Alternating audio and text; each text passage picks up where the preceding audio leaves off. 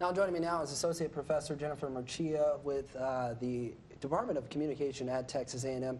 Jennifer joined us for the first Republican debate, decided to come for the first Democratic debate, and for that we appreciate you staying up with us tonight. So let's get right to it. You know, the young lady in the last soundbite said she thought that Hillary Clinton was the front runner in this debate.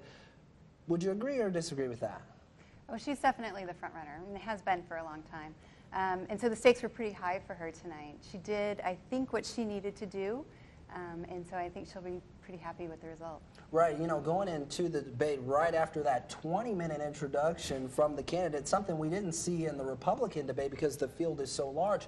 But the moderator, Anderson Cooper, went straight for Hillary Clinton and kind of asked her questions about how she flip-flops on some issues. Yeah, and I think she had to be prepared for that. She certainly seemed to have a really well-rehearsed answer, which was something like, yeah, I change my mind, I think about things, I sometimes change my opinion, which seems to be a reasonable approach. You would want the future president of the United States to think about things and change their mind with new information. Right, you know, one of the biggest moments of the night probably had to be when Bernie Sanders said, you know, enough with the emails in response to the moderator asking Hillary Clinton about the emails.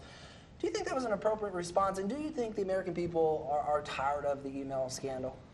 I thought that was actually a great moment for him, and it was a very natural moment for him. He's, you know, clearly frustrated with that storyline, and Hillary Clinton is as well, I think. And I thought actually that her answer wasn't very good. Her answer seemed to be reminiscent of what we saw from the Clinton administration during the Lewinsky scandal, which was, there's this vast right-wing conspiracy that's out to get me.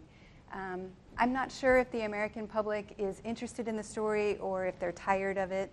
We might learn some more with the Benghazi hearings that are happening in the next week or so maybe we'll find out. Right. You know, another thing that stood out to me was gun control. Yeah. They hit that topic for a long time tonight, and it really wasn't something that was kind of pushed during the GOP debate. No, not at all. In fact, there were a few topics that we didn't hear mentioned in the GOP debate that we heard tonight, gun control being one of them, and that one went on for quite some time, even though there didn't seem to be a lot of difference in the candidates and their opinions.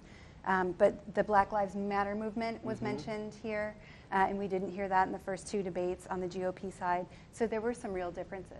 Right, and you know, of course, when we're talking debates, we also have to talk a little bit about social media.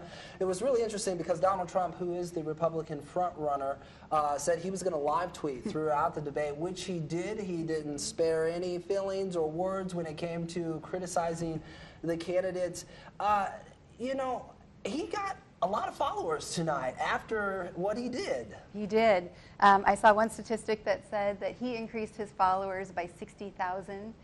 And that Bernie Sanders, one of the people on the stage, only increased his followers by 28,000. So yeah, I think Donald Trump, once again, has used his power of Twitter to gather more power. Yeah, he has a large reach. Real quickly, going into this, of course, Hillary Clinton was the front runner, followed by Bernie Sanders. But the other three, Chafee, Webb, and O'Malley, not really polling well. Do you think that this debate will give them a bump in the polls? I don't, and in fact I thought the worst moment of the night was Lincoln Chafee's moment, where he was trying to explain why he voted against the Glass-Steagall Act, and he kept saying, I had just arrived, I had just arrived, I had just arrived. And it didn't play very well on the stage. It didn't sound right. You don't want your future president to say, you know, oh, I didn't know what I was doing. I didn't know what I was voting for. I just got there. Right. You want them to be prepared on the first day. Well, there's plenty more opportunities for these candidates to get their points across to the American people. For the Democrats, we're talking the next debate will come in about a month or so. The next Democratic showdown actually is scheduled for November 14th on CBS. Meanwhile, the Republicans' next debate is on October 28th on CNBC. Republicans have 9 more debates, primary debates, of which we learned today will take place at the University of Houston. That debate is scheduled for February 26th, which is 4 days before Texas and 11 other states are set to hold Super Tuesday primaries. So still interesting and a long ways to go. A long way to go. No one's voting for a while. That's right. Thank you, Jennifer Murcia from Texas A&M, for joining us tonight. My pleasure. Yep. Thank you. Well, ahead in sports, Lee Ben